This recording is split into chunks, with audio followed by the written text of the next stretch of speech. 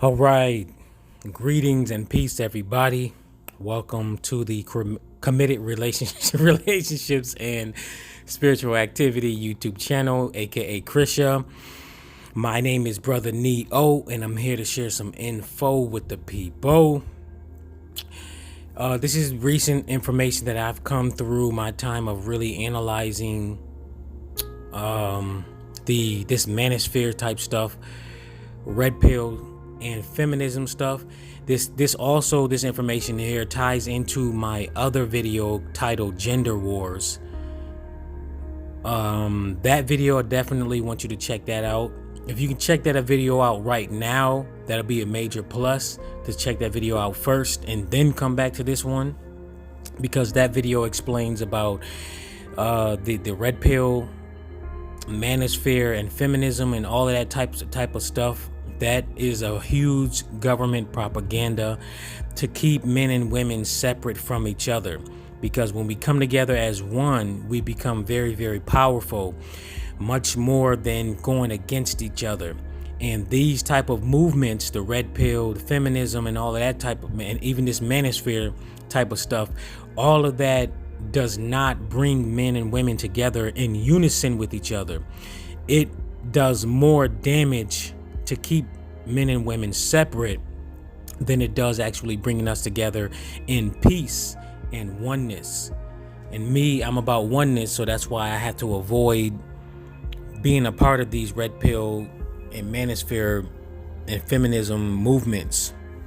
So what I want to say in this video is I want to talk to you guys about relationship beliefs. This comes from my years of studying the subconscious mind, studying relationships, and actually analyzing my own experiences with this. And I have to tell you that a lot that the way that a lot of these YouTube videos explain about men and women being bad and men having these type of situations or these beliefs, and women having being on the sexual carousel, going around with different guys. I have to tell you guys that a lot of these people that are spreading these type of information throughout YouTube, a lot of them are people who have been hurt in the past, and they have not psychologically, emotionally, and spiritually rehabilitated themselves. Yes, they look like they actually have themselves together. They might have a good look. They might sound mature. But once you get on a higher level of personal development, you start to perceive throughout past those projections that these people have when they start talking these negative things about men and women in relationships. So the thing that's going on for many years is a lot of people go through a lot of negative past situations throughout their childhood, their relationships after that, and they fail to rehabilitate themselves, and they fail to realize that they actually need help. So what goes on is a lot of people are actually hanging on to negative limiting beliefs of life in general, but especially their regarding relationships. So people think that, okay, they spent enough time by themselves or doing something else outside of a relationship, and they think that they can just jump right into another relationship after they have been damaged from one or more previous relationships.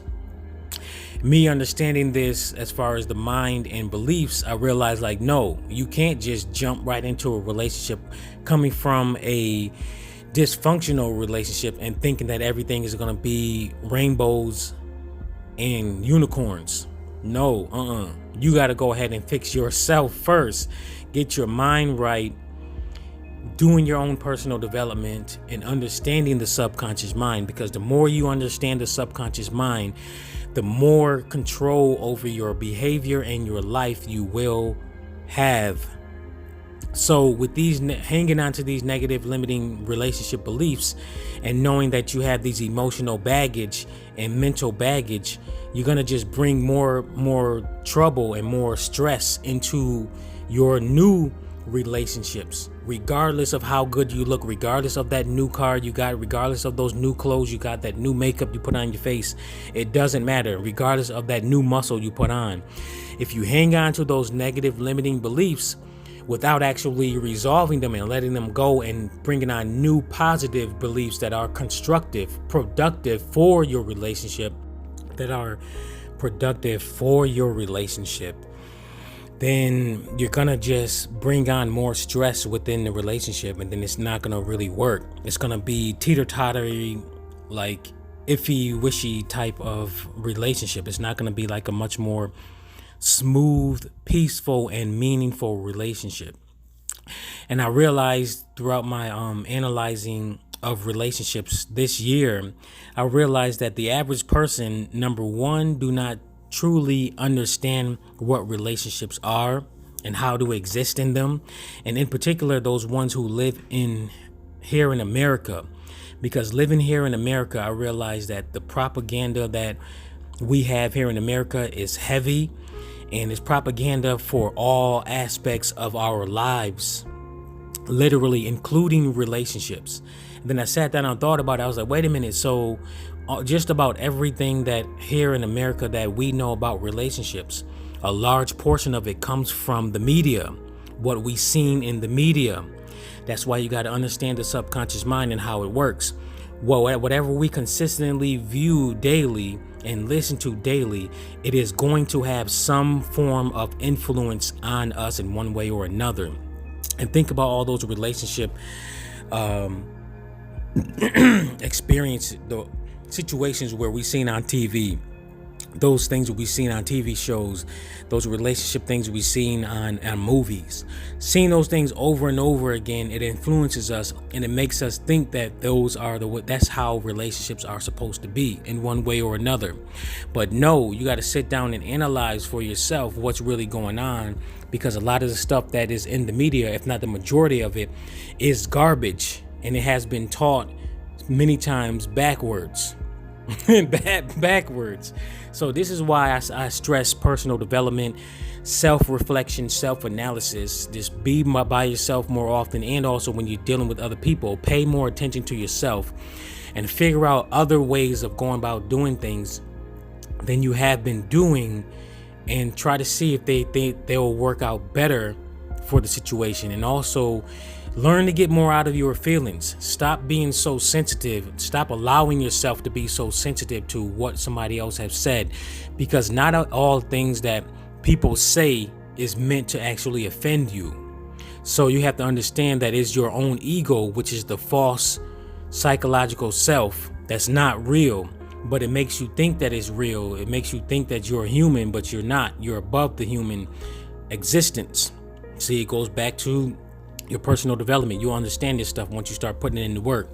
So it's your ego that makes you feel sad when somebody says something, or mad or something like that. It's dealing with the emotions.